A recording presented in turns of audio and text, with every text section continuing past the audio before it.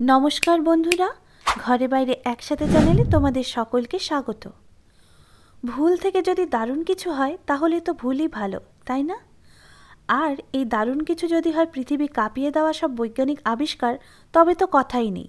মজার ব্যাপার হচ্ছে, বিজ্ঞানের ইতিহাসে অনেক গুরুত্বপূর্ণ জিনিস আবিষ্কৃত হয়েছে যেগুলো আসলে আবিষ্কার করার কথা কল্পনাই করেননি আবিষ্কারক। যা হওয়ার তা হয়েছে নিতান্ত দুর্ঘটনা বা ভুলবশত। এমনই একটি আবিষ্কার আর তার পেছনের ঘটনা নিয়ে আজকের এই ভিডিওটি। তো তোমরা যারা নতুন এসছো, চ্যানেলটিকে প্লিজ লাইক করো, সাবস্ক্রাইব করো এবং পাশে থাকা বেল বাটনটি ক্লিক করে দাও। কোনো জিনিস ভেঙে গেলে প্রথমেই আমাদের মাথায় যে জিনিসটির কথা আসে সেটি হচ্ছে সুপার গ্লু। এই সুপার গ্লুর উদ্ভাবনও হয়েছিল নিতান্তই কাকতালীয়ভাবে।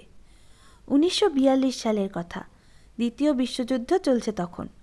ডক্টর হ্যারি কুভার গবেষণা করছিলেন মিত্রবাহিনীর পক্ষ নিয়ে।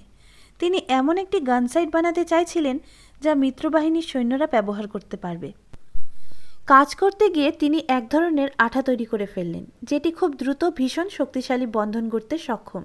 কিন্তু গানসাইট তৈরি নিয়ে এত ব্যস্ত থাকায় ডক্টর কুভার তখন সেই আঠাটি নিয়ে খুব একটা মাথা ঘামালেন না। তারপর কেটে গেল 9 বছর। 1951 সালে ডক্টর কুভার কর্মরত ছিলেন ইস্টম্যান কোডাক কোম্পানিতে। সেখানে প্লেনের ককপিটের উপরের আবরণের জন্য তাপ প্রতিরোধী দ্রব্য তৈরি নিয়ে কাজ করছিলেন। সেখানেই সেই 9 বছর আগেকার আঠা আবার উদ্ভাবন করেন তিনি।